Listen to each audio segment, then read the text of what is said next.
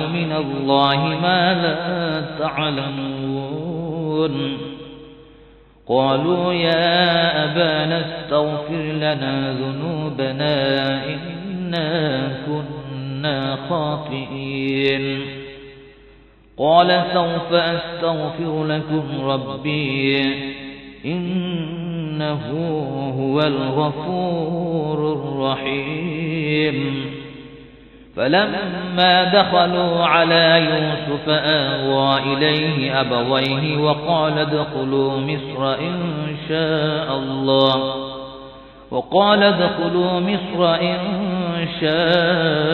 الله آمنين ورفع أبويه على العرش وخروا له سجدا وقال يا أبت هذا تأويل رؤياي من قبل قد جعلها ربي حقا وقد أحسن بي إذ أخرجني من السجن وجاء بكم من البدو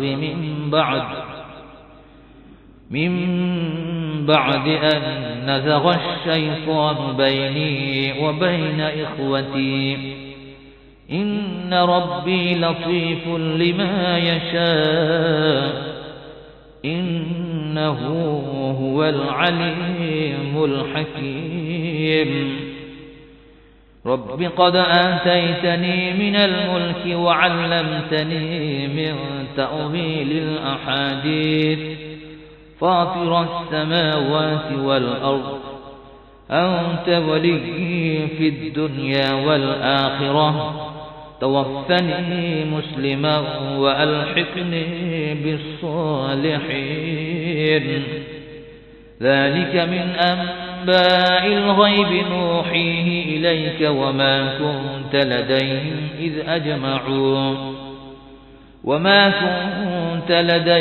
إذ أجمعوا أمرهم وهم يمكرون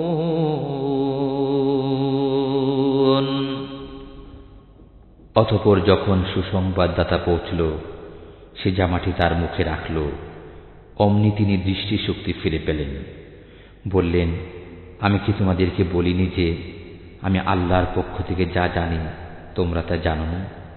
তারা বলল, পিতা, আমাদের অপরাধ ক্ষমা করান, নিশ্চয় আমরা অপরাধী ছিলাম। বললেন, সত্যই আমি পালনকর্তার কাছে তোমাদের জন্য ক্ষমা চাইব, নিশ্চয়ই তিনি ক্ষমাশীল, অত্যন্ত মেহেরবান। অতঃপর যখন তারা ইউসুফের কাছে পৌঁছল, তখন ইউসুফ পিতামাতাকে নিজের কাছে জায়গা দিলেন এবং বললেন, আল্লাহ চাহেন তো শান্ত চিত্তে মিশরে প্রবেশ করুন। এবং তিনি পিতামাতাকে সিংহাসনের উপর বসালেন এবং তারা সবাই তার সামনে সিজদা অবনত হল। তিনি বললেন, পিতা, এ হচ্ছে আমার ইতিপূর্বেকার স্বপ্নের বর্ণনা। আমার পালনকর্তা একে সত্যে পরিণত করেছেন এবং তিনি আমার প্রতি অনুগ্রহ করেছেন। আমাকে জেল থেকে বের করেছেন এবং আপনাদেরকে গ্রাম থেকে নিয়ে এসেছেন। শয়তান আমার ও আমার ভাইদের মধ্যে কলহ সৃষ্টি করে দেওয়ার পর আমার পালনকর্তা যা চান কৌশলে সম্পন্ন করেন। নিশ্চয়ই তিনি বিজ্ঞ, প্রজ্ঞাময়। হে পালনকর্তা, আপনি আমাকে রাষ্ট্র ক্ষমতাও দান করেছেন এবং আমাকে বিভিন্ন তাৎপর্যসহ ব্যাখ্যা করার বিদ্যা শিখিয়ে দিয়েছেন। হে নবমণ্ডল ও ভূমণ্ডলের স্রষ্টা, আপনি আমার কার্যনির্বাহী ইহকাল ও পরকালে। আমাকে ইসলামের উপর মৃত্যু দান করুন এবং আমাকে স্বজনদের সাথে মিলিত করুন। এগুলো অদৃশ্যের খবর আমি আপনার কাছে প্রেরণ করি। আপনি তাদের কাছে ছিলেন না যখন তারা স্বীয় কাজ সাব্যস্ত করছিল এবং চক্রান্ত করছিল। وما أكثر الناس ولو حرصت بمؤمنين وما تسألهم عليه من أجر إن هو إلا ذكر للعالمين وكأي من آية في السماوات والأرض يمرون عليها وهم عنها معرضون وما يؤمن أكثرهم بالله إلا وهم مشركون أفأمنوا أن تأتيهم غاشية من عذاب الله أو تأتيهم الساعة بغتة وهم لا يشعرون قل هذه سبيلي أدعو إلى الله على بصيرة أنا ومن اتبعني وسبحان الله وما أنا من المشركين وما أرسلنا من قبلك إلا رجالا نوحي إليهم من أهل القرى أفلم يسيروا في الأرض فينظروا كيف كان عاقبة الذين من قبلهم ولدار الآخرة خير للذين اتقوا أفلا تعقلون حتى إذا استيأس الرسل وظنوا أنهم قد كذبوا جاءهم نصرنا فنجي من نشاء ولا يرد بأسنا عن القوم المجرمين لقد كان في قصصهم عبرة لأولي الألباب ما كان حديثا يفترى ولكن تصديق الذي بين يديه وتفصيل كل شيء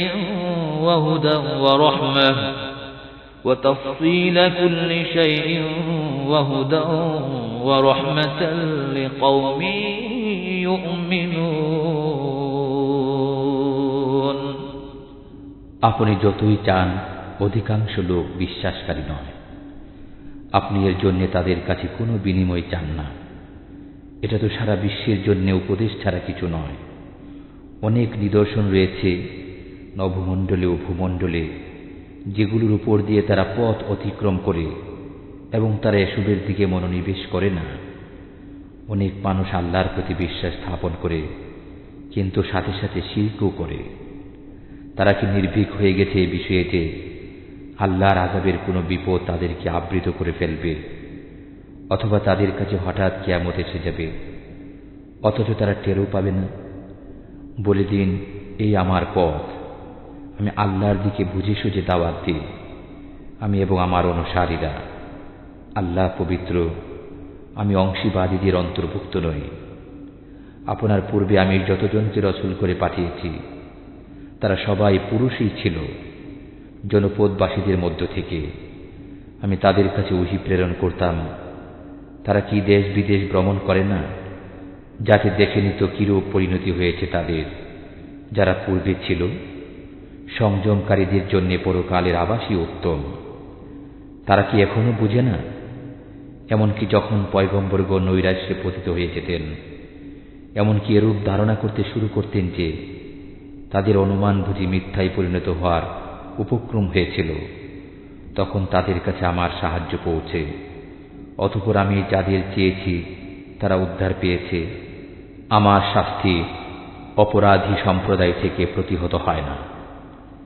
অবশ্যই অতীতের জাতিসমূহের কাহিনীতে জ্ঞানবান মানুষদের জন্য অনেক শিক্ষণীয় রয়েছে। কুরআনের এসব কথা কোনো মন গড়া গল্প নয়, বরং এ হচ্ছে তারই সুস্পষ্ট সমর্থন যে আসমানি কিতাব তাদের কাছে আগে থেকেই মজুদ রয়েছে, বরং তাতে রয়েছে প্রতিটি বিষয়ের বিস্তারিত সঠিক ব্যাখ্যা। সর্বোপরি এতে রয়েছে ঈমানদার মানুষদের জন্য হিদায়াত ও রহমত। শুরু হচ্ছে সূরা আর-রা'দ। বিসমিল্লাহির রহমানির রহিম। আলিফ লাম মিম রা। তিলকা আয়াতুল কিতাবি ওয়াল্লাযী উনজিলা ইলাইকা মির রাব্বিকাল হক ওয়ালাকিন্না আকসারান নাসি লা ইউমিনুন।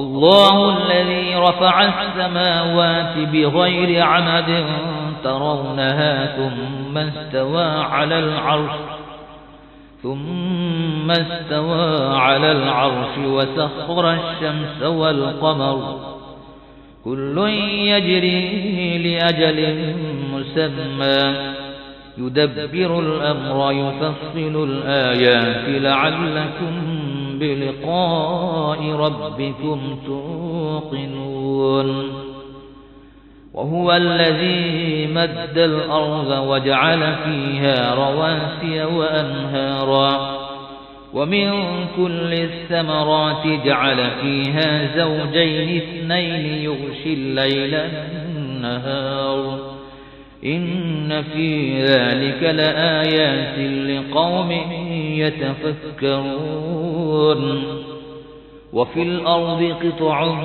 متجاورات وجنات من أعناب وزرع ونخيل صنوان وغير صنوان يسقى بماء واحد ونفضل بعضها على بعض في الأكل إن في ذلك لآيات لقوم يعقلون وإن تعجب فعجب قولهم أإذا كنا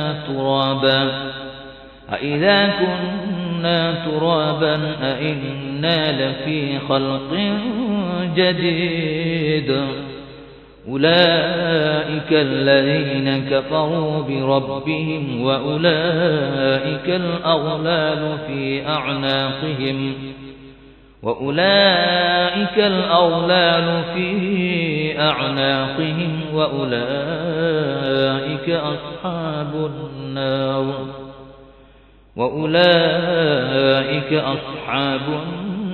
النار هم فيها خالدون পরম করুণাময় ও অসীম দয়ালু আল্লাহর নামে শুরু করছি। আলিফ লাম র। এগুলো কিতাবের আয়াত। যা কিছু আপনার পালনকর্তার পক্ষ থেকে নাজিল হয়েছে তা সত্য, কিন্তু অধিকাংশ মানুষ এতে বিশ্বাস করে না। আল্লাহ যিনি ঊর্ধ্বদেশে স্থাপন করেছেন আকাশমণ্ডলীকে স্তম্ভ ব্যতীত, তোমরা সেগুলো দেখো। অতঃপর তিনি আরশের উপর অধিষ্ঠিত হয়েছেন এবং সূর্য ও চন্দ্রকে কর্মে নিয়োজিত করেছেন, প্রত্যেকে নির্দিষ্ট সময় মোতাবেক আবর্তন করে। তিনি সকল বিষয় পরিচালনা করেন, নিদর্শনসমূহ প্রকাশ করেন, যাতে তোমরা স্বীয় পালনকর্তার সাথে সাক্ষাৎ সম্বন্ধে নিশ্চিত বিশ্বাসী হও। তিনি ভূমণ্ডলকে বিস্তৃত করেছেন এবং তাতে পাহাড় পর্বত ও নদ নদী স্থাপন করেছেন এবং প্রত্যেক ফলের মধ্যে দু প্রকার সৃষ্টি করে রেখেছেন। তিনি দিনকে রাত্রি দ্বারা আবৃত করেন, এতে তাদের জন্য নিদর্শন রয়েছে যারা চিন্তা করে। এবং জমিনে বিভিন্ন শস্যক্ষেত্র রয়েছে, একটি অপরটির সাথে সংলগ্ন, এবং আঙ্গুরের বাগান আছে, আর আছে শস্য ও খর্জ, একটির মূল অপরটির সাথে মিলিত এবং কতক মিলিত নয়। এগুলোকে একই পানি দ্বারা সেচ করা হয়, আর আমি স্বাদে একটিকে অপরটির চাইতে উৎকৃষ্টতর করে দেই। এগুলোর মধ্যে নিদর্শন রয়েছে তাদের জন্য যারা চিন্তা ভাবনা করে। যদি আপনি বিস্ময়ের বিষয় চান, তবে তাদের একথা বিস্ময়কর যে আমরা যখন মাটি হয়ে যাব তখনই কি নতুনভাবে সৃজিত হব। এরাই স্বীয় পালনকর্তার সত্তায় অবিশ্বাসী হয়ে গেছে। এদের গর্দানে লৌহ শৃঙ্খল পড়বে এবং এরাই জাহান্নামী, এরা তাতে চিরকাল থাকবে। ويستعجلونك بالسيئة قبل الحسنة وقد خلت من قبلهم المثلات وإن ربك لذو مغفرة للناس على ظلمهم وإن ربك لشديد العقاب ويقول الذين كفروا لولا أنزل عليه آية من ربه إنما أنت منذر ولكل قوم هاد الله يعلم ما تحمل كل أنثى وما تغيض الأرحام وما تزداد وكل شيء عنده بمقدار عالم الغيب والشهادة الكبير المتعال سواء منكم من أسر القول ومن جهر به ومن هو مستخف بالليل وسارب بالنهار له معقبات من بين يديه ومن خلفه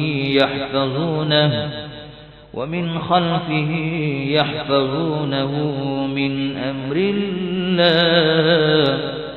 إن الله لا يغير ما بقوم حتى يغيروا ما بأنفسهم وإذا أراد الله بقوم سوءا فلا مرد له وما لهم من دونه من وال هو الذي يريكم البرق خوفا وطمعا وينشئ السحاب الثقال ويسبح الرعد بحمده والملائكة من خيفته ويرسل الصواعق فيصيب بها من يشاء وهم يجادلون في الله وهو شديد المحال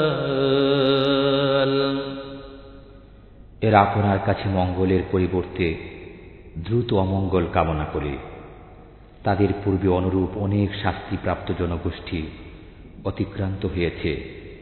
আপনার পালনকর্তা মানুষকে তাদের অন্যায় সত্ত্বেও ক্ষমা করেন এবং আপনার পালনকর্তা কঠিন শাস্তিদাতাও বটে। কাফিররা বলে, তার প্রতি তার পালনকর্তার পক্ষ থেকে কোনো নিদর্শন অবতীর্ণ হল না কেন? আপনার কাজ তো কেবল ভয় প্রদর্শন করা এবং প্রত্যেক জাতির জন্য এমন একজন পথ প্রদর্শক আছে। আল্লাহ জানেন প্রত্যেক নারী যা গর্ভ ধারণ করে এবং গর্ভাশয়ে যা সংকুচিত ও বর্ধিত হয়, এবং তার কাছে প্রত্যেক বস্তুরই একটা পরিমাণ রয়েছে। তিনি সকল গোপন ও প্রকাশ্য বিষয় অবগত, মহত্তম, সর্বোচ্চ মর্যাদাবান।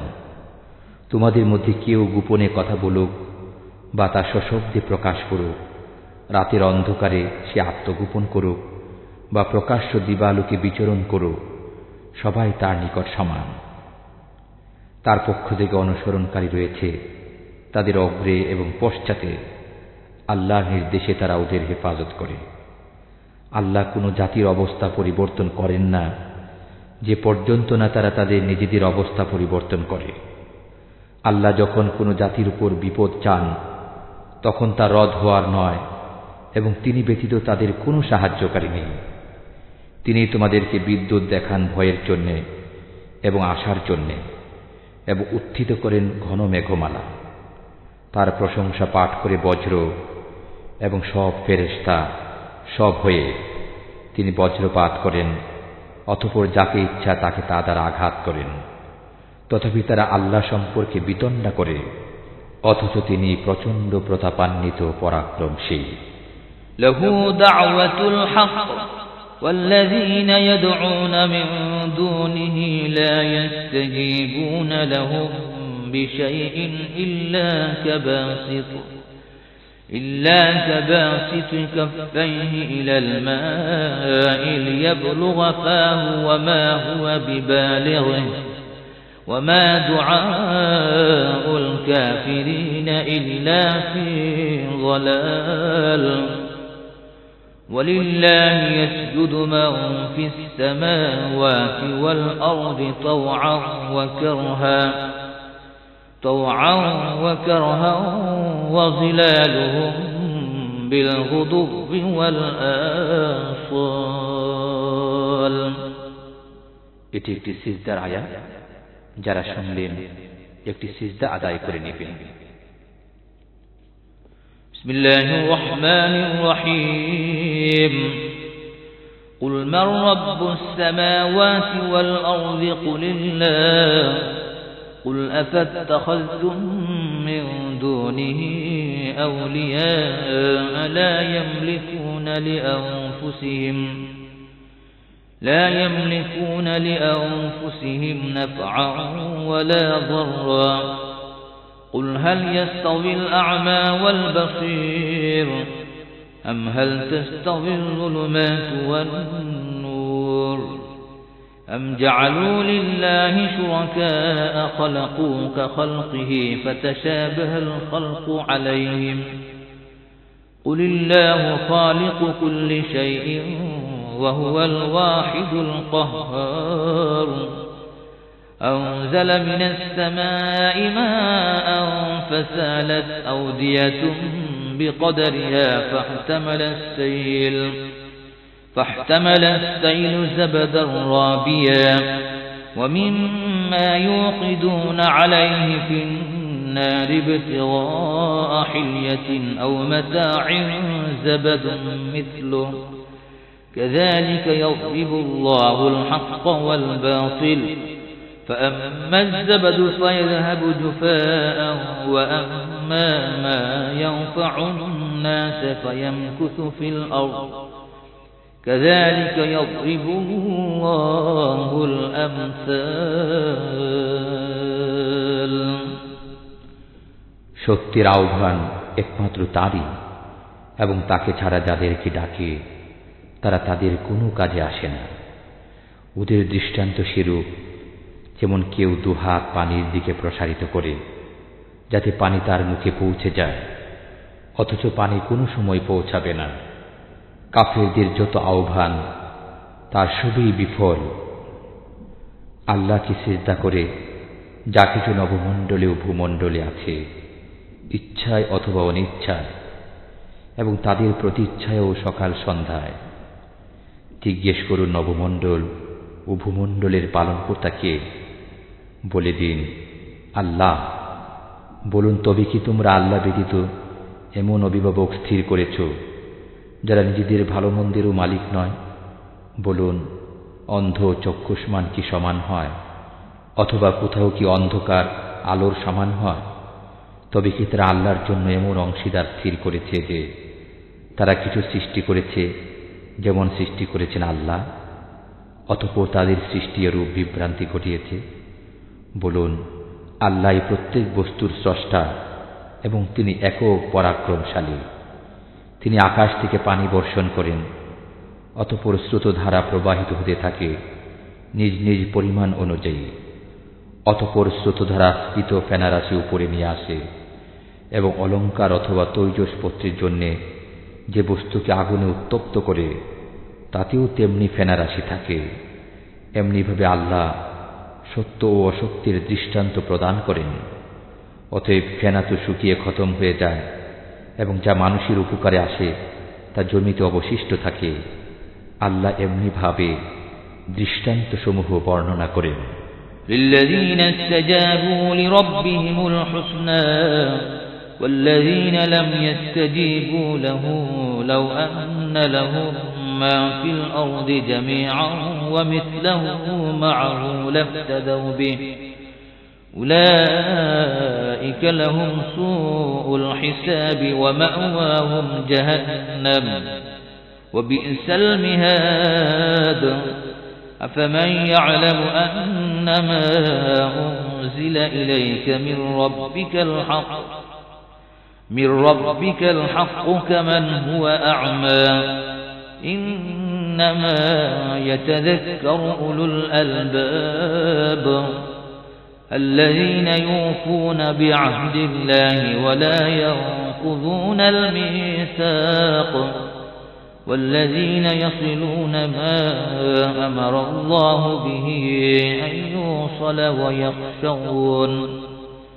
ويخشون ربهم ويخافون سوء الحساب والذين صبروا ابتغاء وجه ربهم وأقاموا الصلاة وأنفقوا مما رزقناهم سرا وعلانية ويدرؤون بالحسنة السيئة أولئك لهم عقبى الدار جنات عدن يدخلونها ومن صلح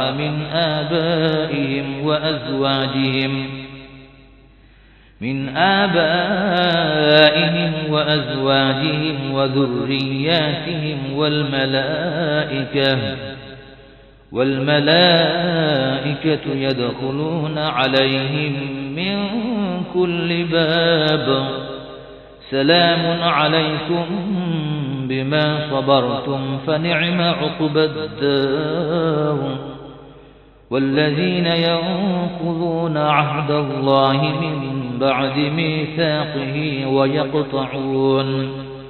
ويقطعون ما أمر الله به أن يوصل ويفسدون في الأرض أولئك لهم اللعنة ولهم سوء الدار الله يبسط الرزق لمن يشاء ويقدر وفرحوا بالحياة الدنيا وما الحياة الدنيا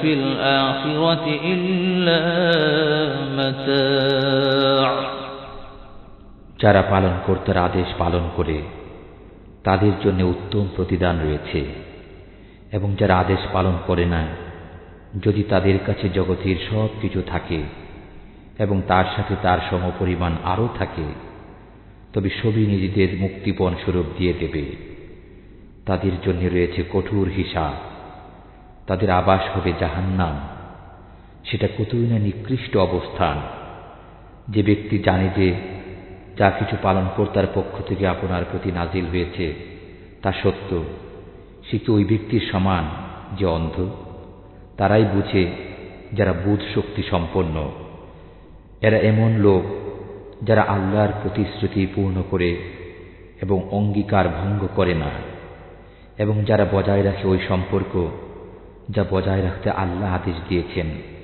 এবং স্বীয় পালনকর্তাকে ভয় করে এবং কঠোর হিসাবের আশঙ্কা রাখে এবং যারা স্বীয় পালনকর্তার সন্তুষ্টির জন্য সবর করে নামাজ প্রতিষ্ঠা করে আর আমি তাদেরকে যা দিয়েছি তা থেকে গোপনে ও প্রকাশ্যে ব্যয় করে এবং যারা মন্দের বিপরীতে ভালো করে তাদের জন্য রয়েছে পরকালের গৃহ তা হচ্ছে বসবাসের বাগান তাতে তারা প্রবেশ করবে এবং তাদের সৎকর্মশীল বাপ দাদা স্বামী স্ত্রী ও সন্তানেরা ফেরেশতারা তাদের কাছে আসবে প্রত্যেক দরজা দিয়ে বলবে তোমাদের সবরের কারণে তোমাদের উপর শান্তি বর্ষিত হোক আর তোমাদের এই পরিণাম গৃহ কতই না চমৎকার এবং যারা আল্লাহর অঙ্গীকারকে দৃঢ় ও পাকাপোক্ত করার পর তা ভঙ্গ করে আল্লাহ যে সম্পর্ক বজায় রাখতে আদেশ করেছেন তা ছিন্ন করে এবং পৃথিবীতে অশান্তি সৃষ্টি করে ওরা ওই সমস্ত লোক যাদের জন্য রয়েছে অভিসম্পাদ এবং ওদের জন্য রয়েছে কঠিন শাস্তি আল্লাহ যার জন্য ইচ্ছা রিজিক প্রশস্ত করেন এবং যার জন্য ইচ্ছা সংকুচিত করেন তারা পার্থিব জীবনের প্রতি মুগ্ধ পার্থিব জীবন তো পরকালের সামনে অতি সামান্য সম্পদ ছাড়া কিছু নয় পার্থিব জীবন তো পরকালের সামনে অতি সামান্য সম্পদ ছাড়া কিছু নয় পার্থিব জীবন তো পরকালের সামনে অতি সামান্য সম্পদ ছাড়া কিছু নয় পার্থিব জীবন তো পরকালের সামনে